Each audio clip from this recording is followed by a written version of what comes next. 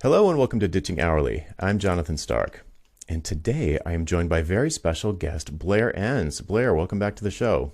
Thank you, Jonathan. Great to be here. So, I feel like you need no introduction, but can I put you on the spot? And for anybody who hasn't heard your name before, you can maybe give them a quick name, rank, and serial number. Yeah, name rank. um, I'm the founder and CEO of Win Without Pitching, a sales training organization for creative professionals.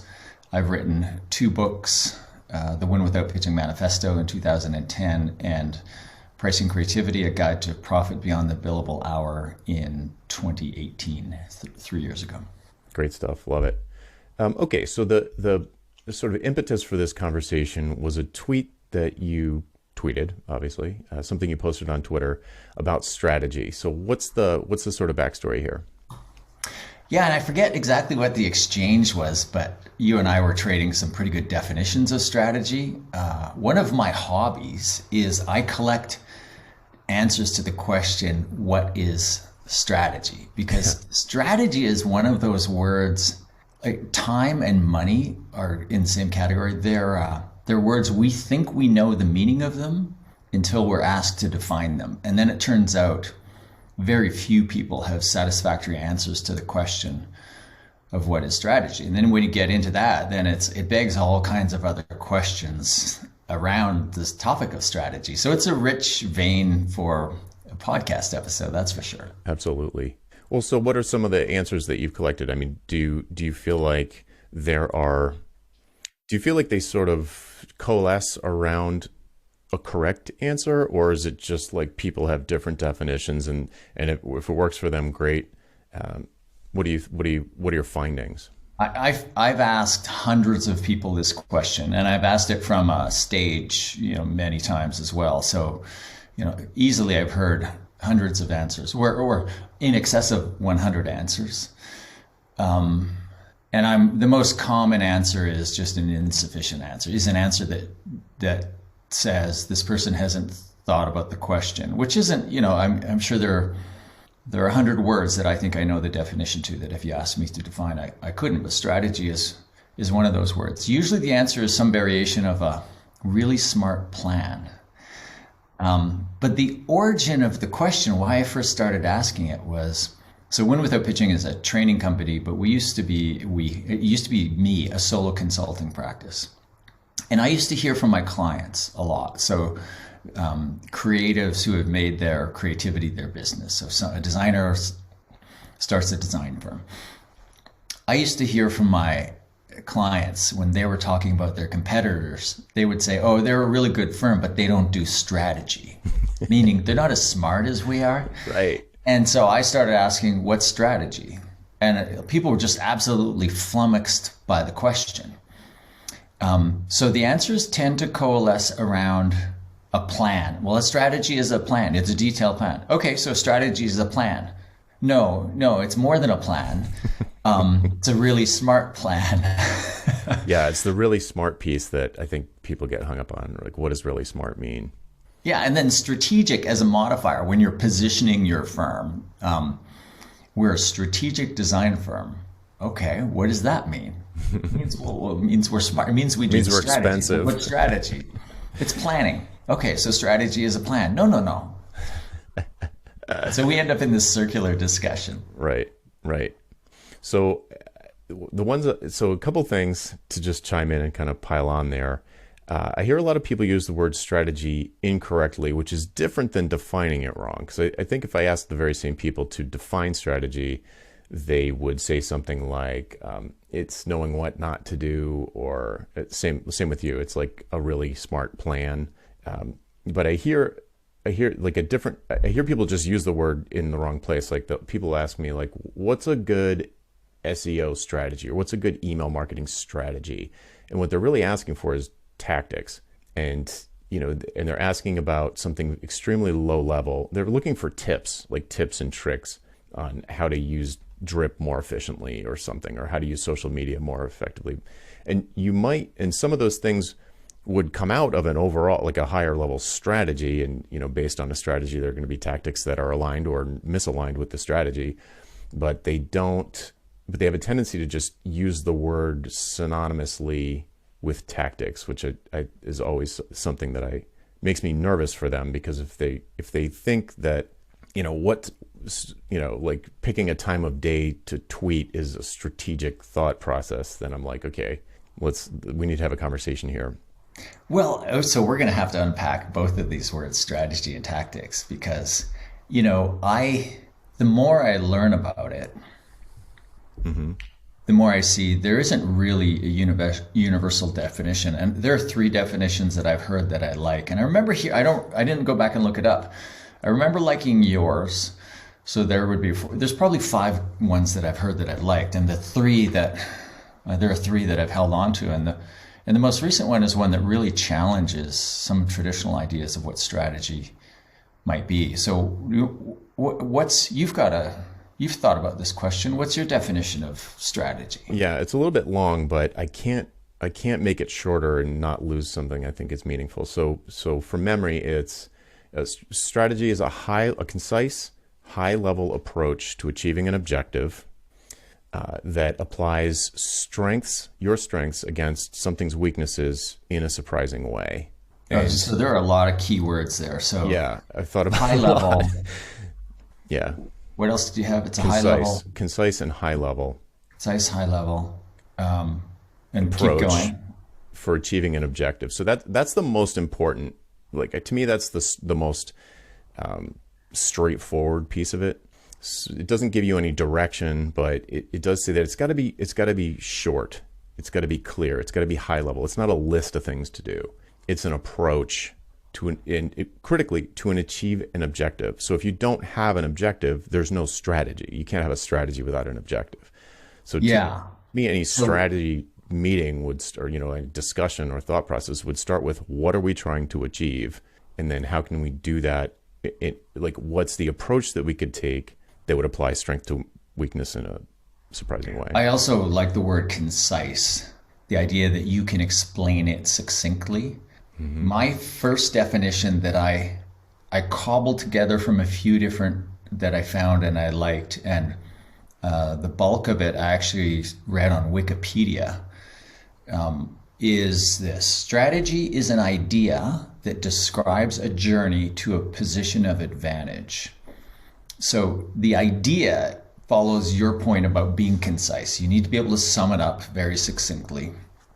And describes a journey. What I mean by describes a journey is you can easily, tactics or the steps, if you see tactics as the steps in the strategy, maybe I haven't actually thought too deeply about the word tactics, but tactics or the steps to implementing the strategy are implied or easily inferred. And then position of advantage is the objective, the competitive gain that you're hoping to achieve. So I really like that definition of yours. Do you want to say it one more time just for my benefit? Sure. So a concise, high-level approach to achieve an objective or achieving an objective by applying strengths against weaknesses in a surprising way. Yeah, and then surprising is another important word. And I think I hadn't thought about that, but there's a tenet of systems thinking, I think, or information systems that I'm trying to think of the author of this, and all of the big names are escaping me, but they'll come to me, that information is surprise. No surprise, no information. I really like the idea that there's something surprising there. I wonder if that's defensible. I really like it, but I wonder if it survives scrutiny. So in my blog post about this, I do say that last piece, the surprise piece, is potentially optional in a situation where it's not as competitive. So you could imagine having a strategy where you don't have to communicate it to anyone. It's just, my objective is to, I don't know, get my garage clean. And the strategy I'm going to use is instead of going through everything, the big picture strategy is I'm just going to chuck everything. And okay, what does that mean? And then you'd have tactics versus, I'm going to sell everything, or versus, just like But this is it becomes like not meaningless, but strategy at that level, it becomes less important, I guess, when there's not some kind of competitor.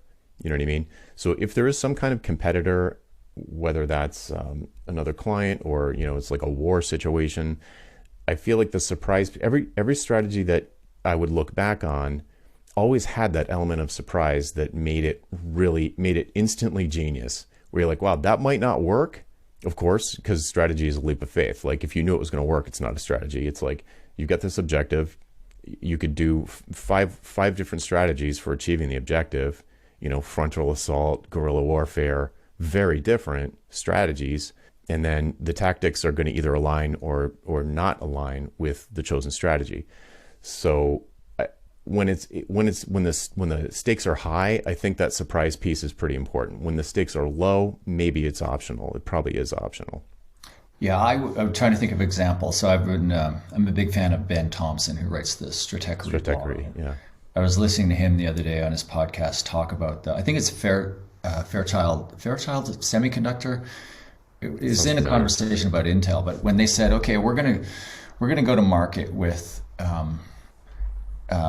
these chips at $1 a piece or whatever the price was, way below the market price or even their cost at the moment. So the strategy is we're going to sell so cheaply, we're going to drive the volume way up. That's going to drive production efficiencies. Eventually, we will be able to produce this at a profit and we will just dominate the market. And that's exactly what happened. And Thompson was talking about when he announced this at some conference, everybody in the room just had this audible reaction. Whoa, that's surprise. Yeah. And that was a dominant strategy that changed the field. Mm-hmm. Yeah, the example I used is that is fictional, obviously, but the original Star Wars movie, the objective was to blow up the Death Star. The strategy was to send an absurdly small force to sneak through their defenses and exploit a critical vulnerability. And the tactics were all the things that they, so like as Luke is flying through the tactics would be things like, the leaders will go into the trench and the rest of each team will flank them and try and keep the TIE fighters off and shoot the ground cannons so that the leader can go in and do the thing. So every time they're making a decision about which way to fly or how far apart the spaceship should be, those are all tactical decisions, and they're going to change constantly in response to feedback from the situation. It's normal for tactics to change a lot. It's not normal if your strategy is changing a lot. Like when Luke shuts off his targeting computer, that's a tactical decision. It was not a strategic shift. He didn't make a strategic change. The objective and the strategy remained the same, but he just, changed his mind about exactly how he was going to execute it. The objective, blow up the Death Star. Strategy is put a shot into the exhaust port. And the tactics are all of these things, and him making a decision to shut off the nav and use the force. That's a tactical decision made in the moment in pursuit of the strategy. Right. But I would stress one thing about the strategy, though. So like they could have had a full frontal assault on the Death Star with all of their forces and just. I love how we're talking about this so seriously because Star Wars is real. This is not a fictional example. Go on. Exactly. I think we're both around that age where it was real. Yeah. But yeah, I think the surprise piece is that it's insane to send X-Wings after the Death Star. It's like certifiably bonkers.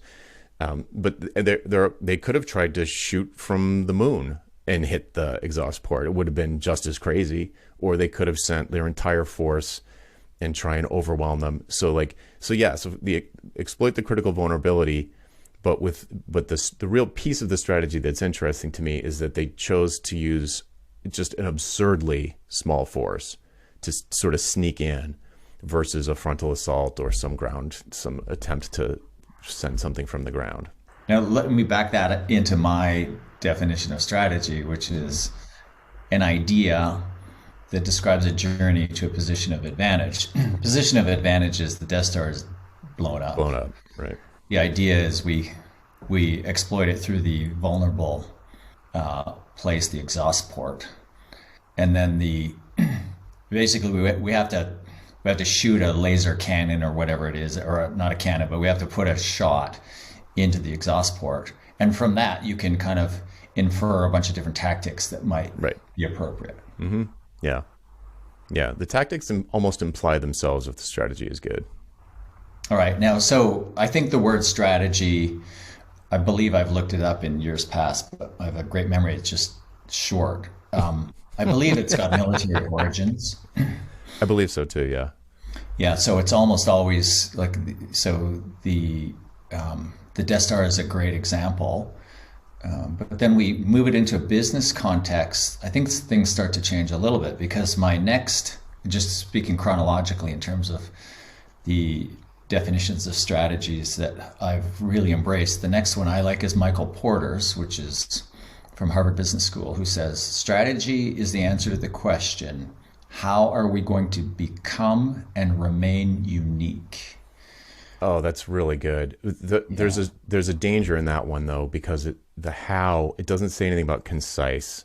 So like the how will often be misinterpreted as a detailed plan, which I don't think is strategy. But yeah. Yeah, well, it's going to get even worse when I get to the third definition because we're definitely going in the anti-concise direction. I do like that one though. I just think there's a lot of room for misinterpretation.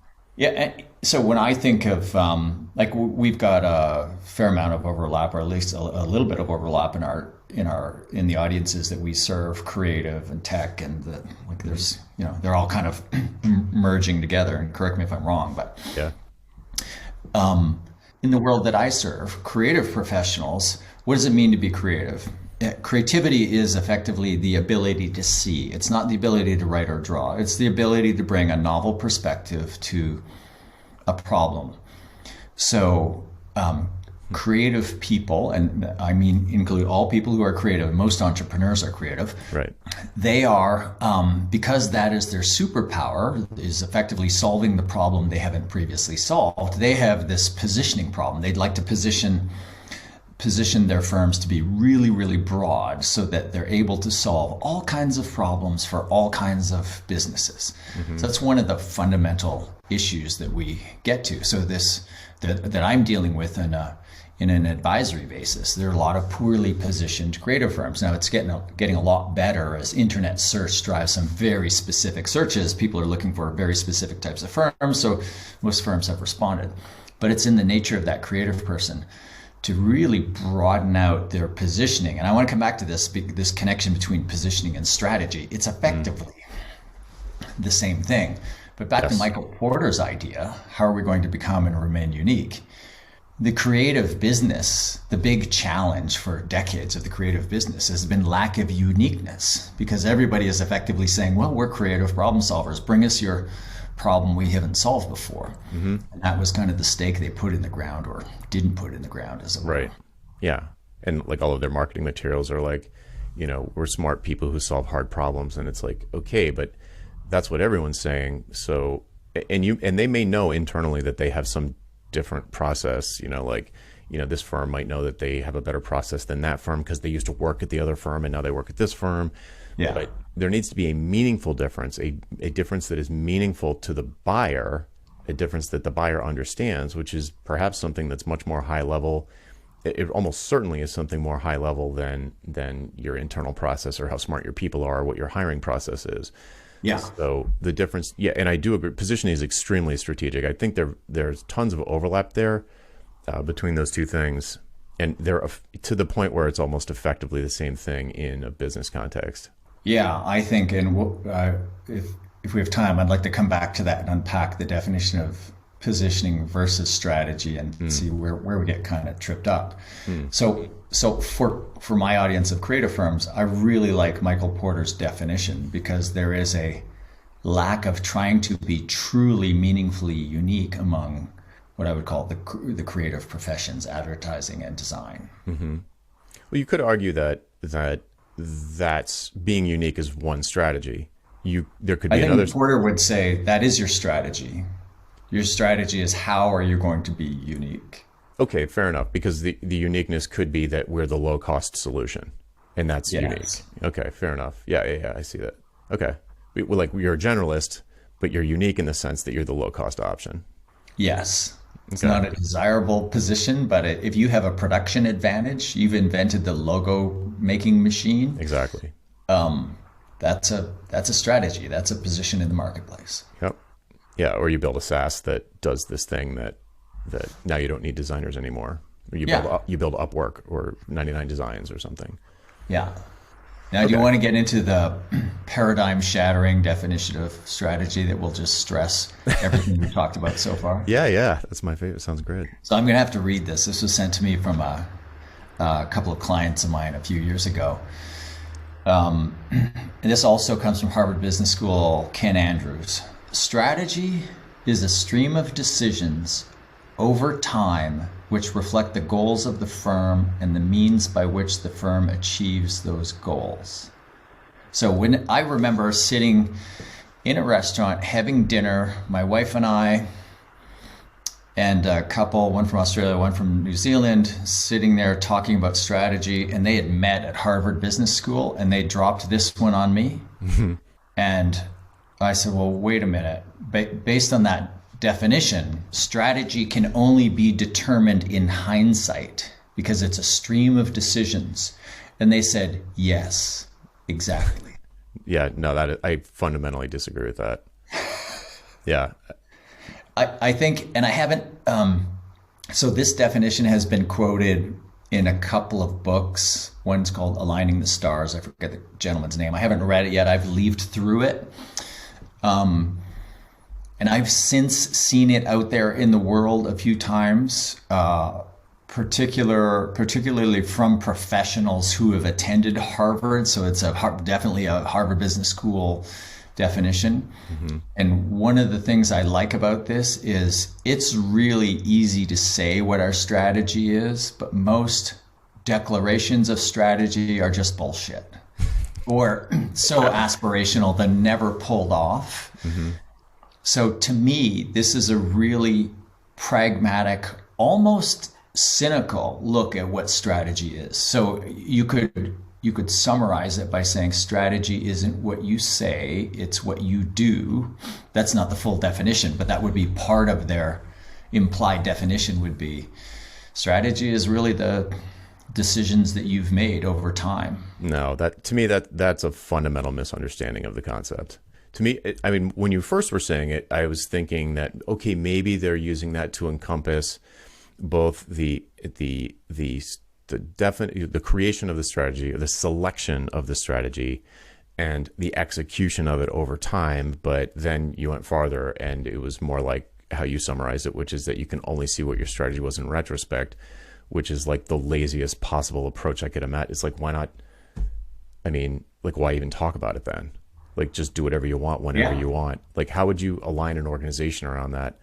I mean, that's kind of like saying, let's just assume that they believe that there's such a thing as an objective, and even let's go a step further. This is probably unlikely in the absence of a strategy or preset strategy.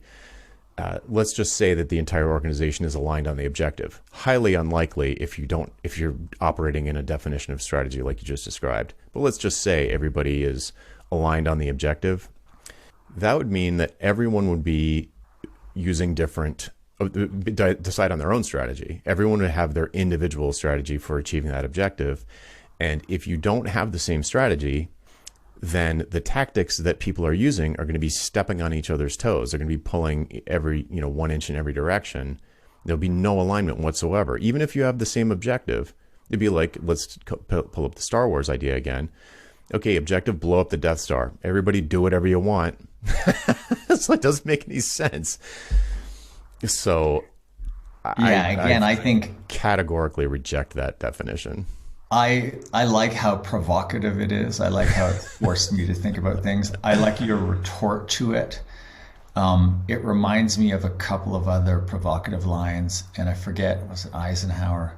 One of the U.S. presidents said, and I'm paraphrasing, plans are useless, planning is priceless. Yeah, that's good, but it doesn't mean there's no strategy.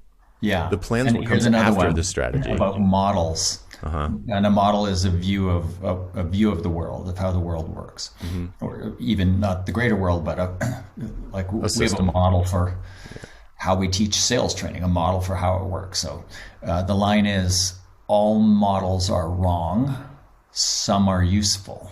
Yeah.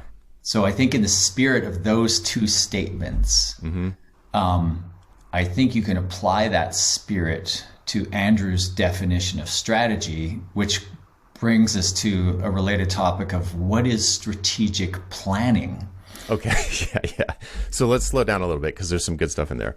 So, So much to talk about. How much time do we have? I'm not sure, but a while. So the Eisenhower quote that a plan is useless, planning is priceless. The plan is what happens after you pick a strategy. Plan is the tactics. So that should change. And that's why it's like, it is useless. Like on contact with the enemy, the plan is just not going to work. Like, I like Mike Tyson's quote, everybody's got a plan until they get punched in the face. Yeah. True. Absolutely true. But that doesn't mean that there's no strategy. You just have to adjust your tactics to the reality of the situation. But without a strategy, you won't know what tactics to pick, which gets to like a question I have written down. Maybe we could hold off or do it now. But why is a strategy important? Like, who cares? Why not have no strategy? And I think the answer is, you tell me what you think. I think the answer is it's what allows us to distinguish an opportunity from a distraction. Yeah. That's a great definition. Great answer to that question. It's a really important question. I was hoping we would get to it, but I haven't thought about it too deeply. Like, why do we even do a strategy? It seems, well, it's obvious you need to do a strategy. Well, why? Why? Because everyone has limited time and money. So if you could do everything, then yeah, eventually, infinite monkeys are going to, type up the works of Shakespeare, but you don't. So you've got, especially in a competitive situation, a zero-sum situation where someone's going to win and someone's going to lose, you don't have a lot of time. You probably don't have a lot of money or other resources. So you have to decide what actions to take that are going to be the most effective. And if you don't have a strategy, you can't tell them apart. So you literally don't know what to do. And everything in a less high-stakes situation where you've got, I work with a lot of solopreneur developer types. Everything seems like an opportunity. Like a lead comes through and it's like, should I take it? Should I not take it? And it's like, well, it depends. What's your objective and what's the strategy you're using to get there? I can't answer that question until I know what your objectives and strategy are. And if you don't have a strategy, every time somebody says, we'd like you to speak at our conference, you say yes until your time is completely spoken for. So this is so perfect because we were having this conversation on Twitter and you said, come on my podcast and talk about this. And I said, I'm being ruthless about these things. So I'm not going to do it this year. We can do it next year. And this is next year. And then I'm still trying to be almost as ruthless. But this is a Monday. Our Monday morning staff meeting is at 8:30. By the time I arrived at that staff meeting, I had already had 3 meetings at 7, 7:30, and 8 on opportunities to speak somewhere. Yeah. And then in the staff meeting on the issues list, it's like, okay, I've had these 3 conversations. I have another one tomorrow morning. Like, help me. How do we decide which of these are worth, like I'm supposed to be doing, we have I wouldn't call it strategy for the year, but we have our objective for the year. I know what I need to get done this year. Here it is. It's February. Mm-hmm. I know. And these things are opportunities in a way, but the fundamental question is, are they distracting us from the objective and the strategy? Are they aligned or not? Yeah. There are benefits. It's absolutely. So I love it. Can you say that again? It helps us to distinguish between an opportunity and a distraction. Yeah, that's what a strategy is for, to distinguish. It's like a litmus test. Does this align with the strategy or not? And the strategy is automatically going to, the idea of the strategy is to automatically lead to not automatically. The idea is that it's your bet on the most effective way to achieve the outcome given your constraints. So the outcome's baked into the strategy. It needs to exist first. You need to know what your annual goals are, or whatever. And then, okay, what's the strategy for doing that? And that gives you the litmus test for the billion decisions you're going to make between now and December 31st about how to spend your time and money. And without that strategy, you'll spend all your time and your money. like every opportunity that everything that comes through will look like an opportunity, and you'll just spend all of your resources on it because you won't know what to say no to. Yeah. And that saying no is so vital, right? Yeah. Yeah, Yeah, and which there's leads to all the like Steve Jobs quotes, like, good design is saying no to 1,000 things, or yeah, Warren paraphrasing. Buffett. The difference between successful people and really successful people is really successful people say no to almost everything.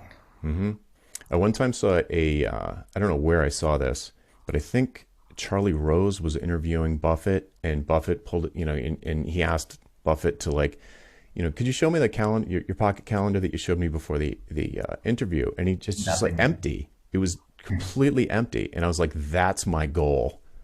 When I saw that, I was like, yep, that's what I want. Empty Yeah. calendar. So When you're starting out and you have an empty calendar, your that's goal is bad. full calendar, right? Yeah, right. Yeah, yeah.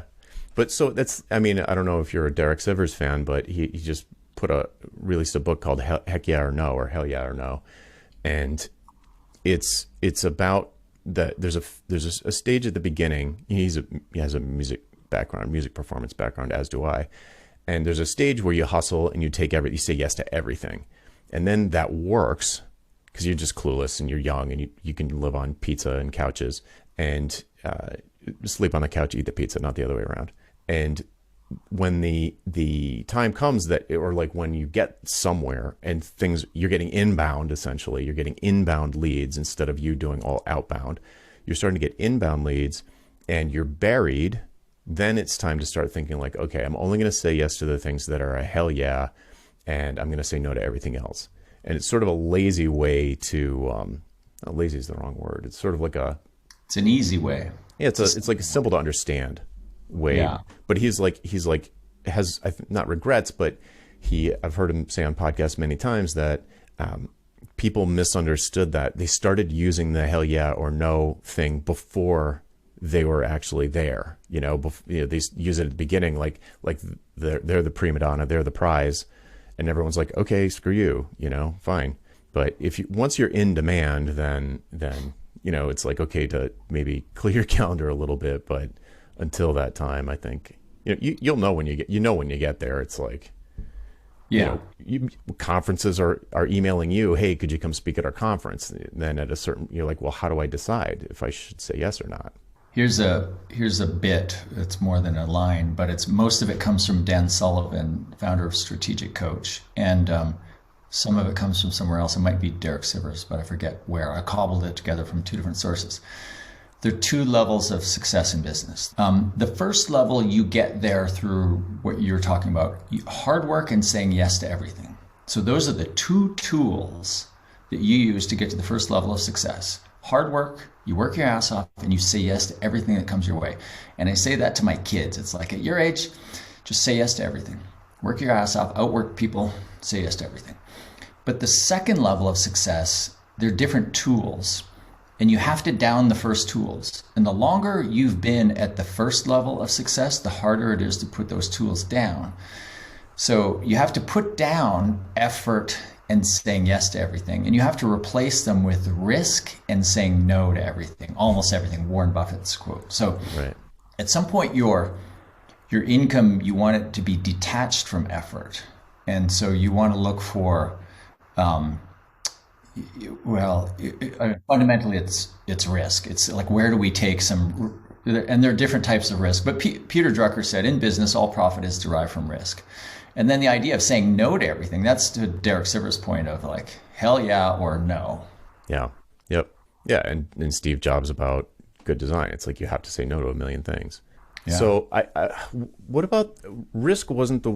Probably isn't the word I would have chosen there. I would have chosen leverage, but I suppose creating leverage is a risk because it's an investment in your future and it might not work.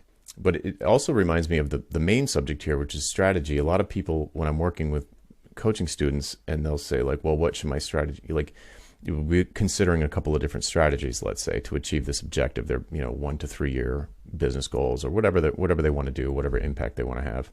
And, there's different strategies, different ways to approach it. And they'll say, well, which one should I do? Like, what they're really asking is which one's definitely going to work. That's what they want to know. And we're like, well, any of them could work and any of them could not work. You just, at a certain point, it's a leap of faith. It might not work. If it's definitely going to work, first of all, that doesn't exist, or it's certain, and if it does exist, that's not strategy, or the objective is too easily achievable for it to be interesting. So I suppose if there's something that happens with a strategy that I think a lot of, almost like, prevents it from sinking in to someone's mind. Like, they could be listening to this and being like, I'm not getting it.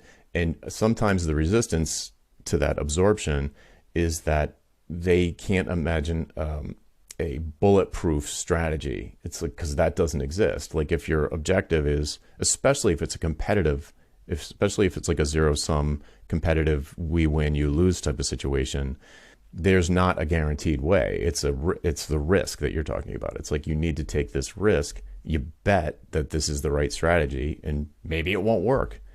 So I don't know if that, I'm not sure how those things tie in, but it feels like, Yeah, well, when you're talking about business owners and you get into these conversations, you realize some people have started their own business and they would be better off as employees.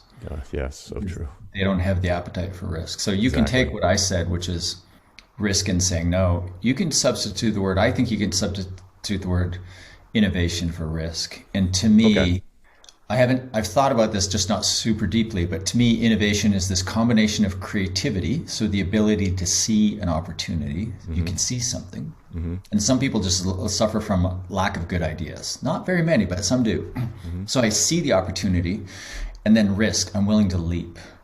And those two things combined, to me, that's a pretty good, those are the ingredients of innovation. So I think you can think about it that way, but there is no innovation without risk, and there is no innovation without waste. Exactly. So this idea that somebody is looking for a bulletproof strategy, Yeah, they want a guarantee. I remember, back to Dan Sullivan, founder of Strategic Coach. I was in that coaching program for 3 years, and we were doing, so once a quarter you meet with 40 entrepreneurs for a day, discussing all these things, and they have frameworks. And one day we were doing an exercise around risk, and I had this realization that, as an entrepreneur, I had this sense, I was still kind of early, I felt myself as early in my entrepreneurial journey. And I had this sense that, okay, I'm taking a bunch of risk now, but at some point the risk goes away. Then I had this realization that, no, I'm all in all the time. Right.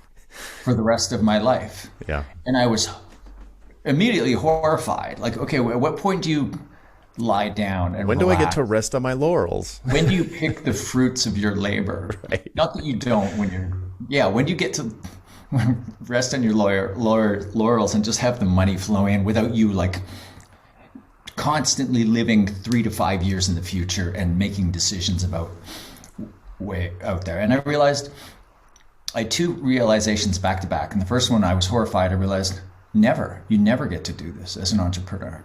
And that lasted, I brought that up and we talked about it. And that lasted about 2 or 3 minutes. And I realized, the second realization was, I would have it no other way. Right. Exactly. That's how I feel. If you don't have that appetite for risk, if you're not willing to be all in that way, where your fate is in your own control, get a job. Yeah. Right. I mean, your post, No Exit, I think it's called. Yeah. Yeah. That I had I mean, this is off topic, but I had when I read that, I was like cheering. I'm like, yeah, exactly. I think your line was like, I'm going to die with my boots on. I was like, yeah, why would I retire? My life rules. Like, Never sell, never retire. No, never. Not gonna do it. And I don't know. I suppose it's off topic. I would love to have a long chat about that. But that sort of like the idea of just the whole notion of, working until I'm 60 or whatever, and then retiring to a hammock. Like, I don't know. I like what I do. I don't know. I just dig it. Like, why would I want to stop? And I did have. We're not wearing out our bodies here, Jonathan. Like, yeah, exactly. Typists. Yeah, I just write all the time.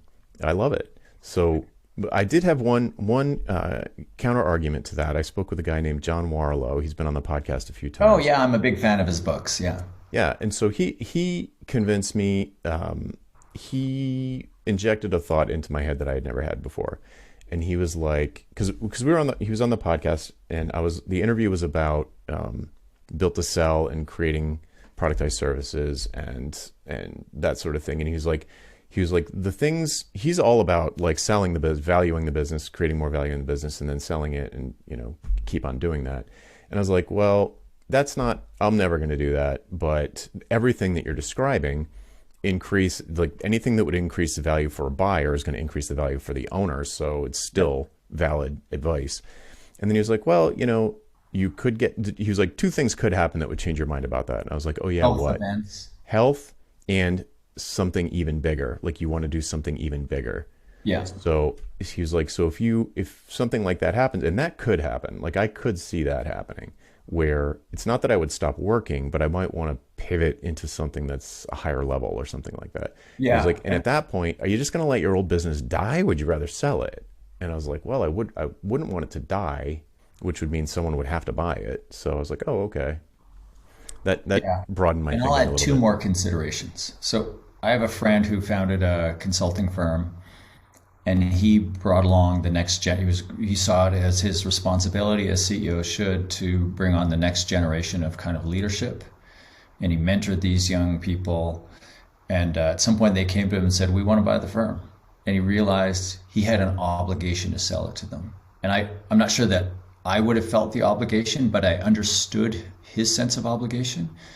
And so he sold it to them and went to do something else. So I can see that. And I can also see, like in my own business, I think of what we're trying to accomplish at Win Without Pitching, which is to change the way creative services are bought and sold the world over. I can see at some point somebody coming to me and saying, Blair, sell me the business. Let us bring to you the scale that you don't currently have, but you can continue to be involved doing the things that you love to do. I don't need to run a training company. Mm-hmm. So if at some point in the future somebody came to me and said, no, like we can help you with the objective, like the mission, a bigger impact around the world, and we can take away from you all the things that, and maybe some days you like them, maybe some days you don't, and you can just continue to create content. Like Seth Godin just did this with Akimbo, and if you listen to his podcast, I had to back it up and listen to it over again, and I thought that's the smoothest I've ever heard anybody ever deliver the fact that they had just sold the company, and where you almost didn't hear it. Yeah. And clearly, he is continuing to develop curriculum and content. He's just not running a training organization. So to me, I can see that too. So, well, it's a great mission, and that never sell, never retire, absolutely never retiring. Yeah. But even Michael Gerber in the E-Myth, he says, build and run your business like you're going to franchise it, even though you never will. What he means by that is put all the systems and processes in place. Yeah. And I think for any productized service business, it makes sense that you build it for potential future sale. But my audience of creative and marketing firms, greater than 95% of them are customized services businesses that don't easily sell. Yeah. In fact, my friend and podcast co-host David C. Baker says the odds of selling a firm like that are 1 in 400. Yeah. Yeah. So there's a lot of nuance there, but I appreciate that post. Well, to bring it back to the strategy subject, so we're talking about a lot of decisions and like worldviews and missions and our vision for whatever, like the impact that we want to have.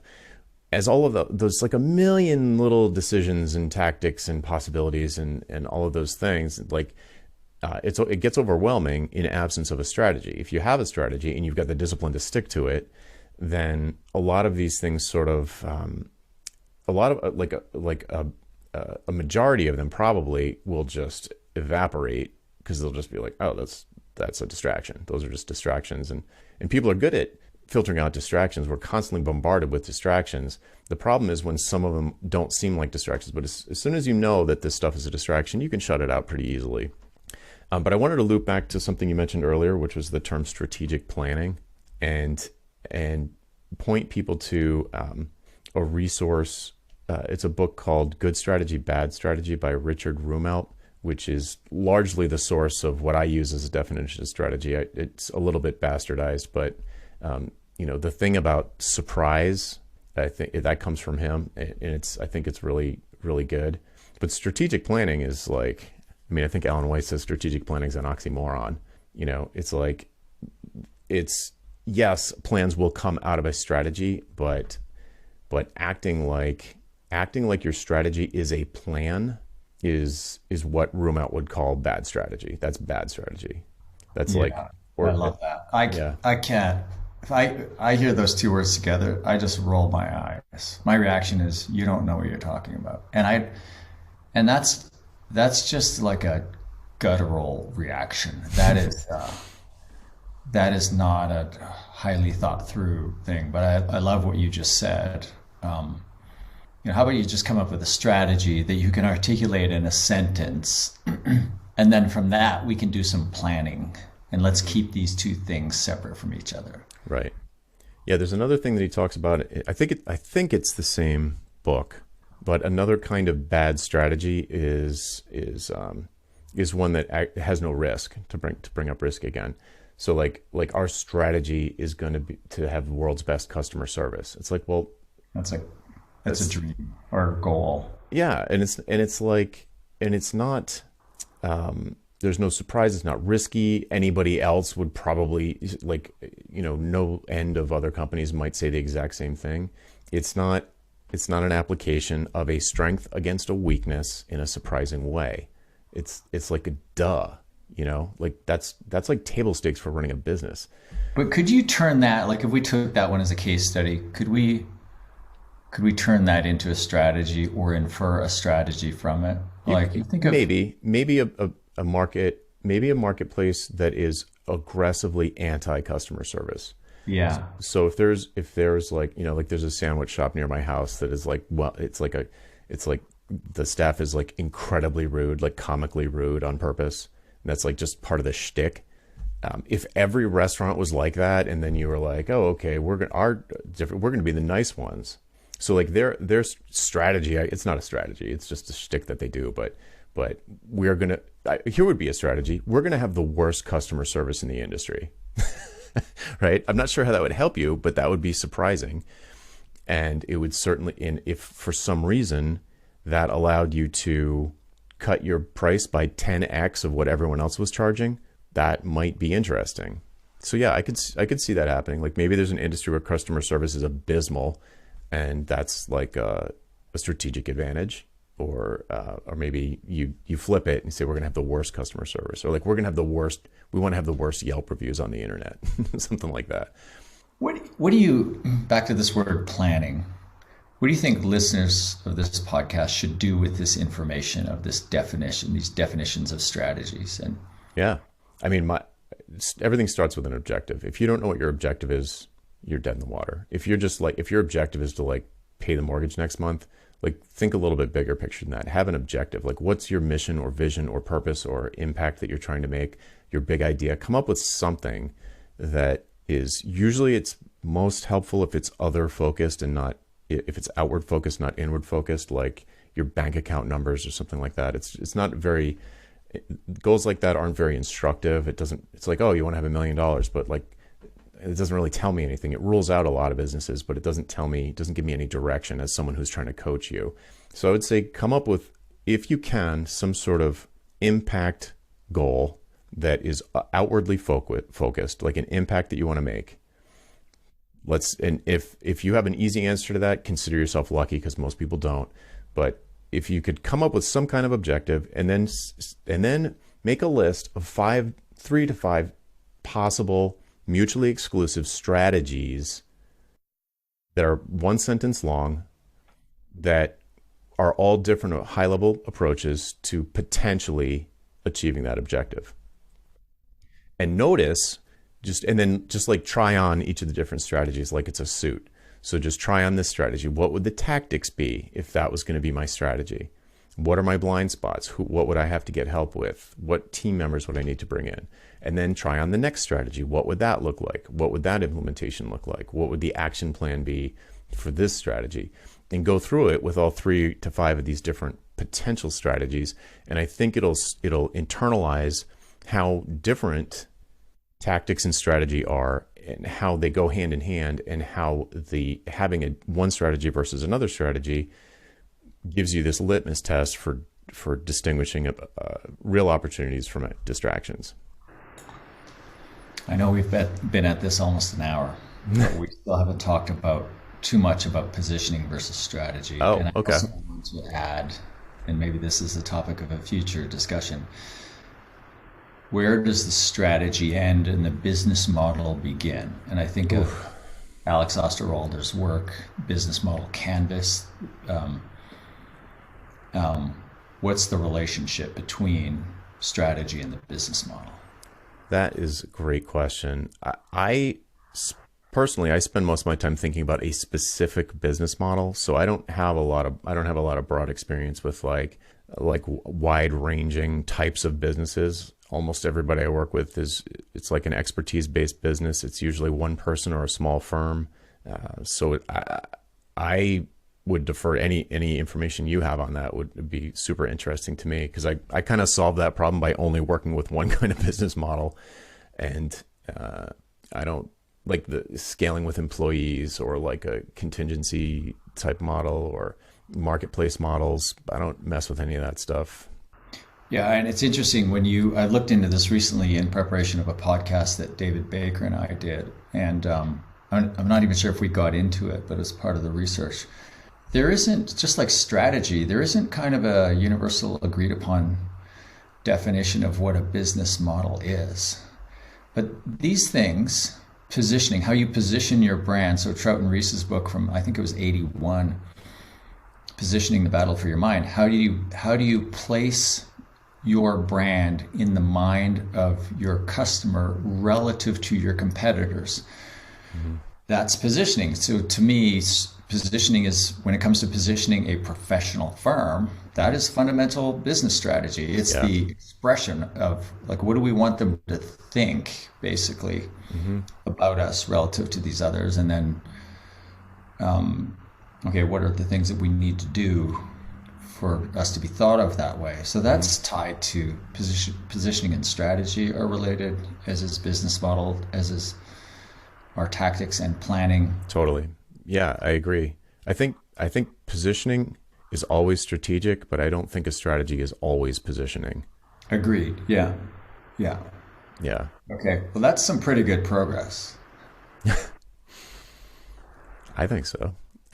Now I'm like, I need to research business models more. This is the semantics episode. Exactly. Cool. Is there anything else we should tackle before we wrap up? I know you sounds like you've already had a busy day, so you're probably looking forward to lunch or something like that.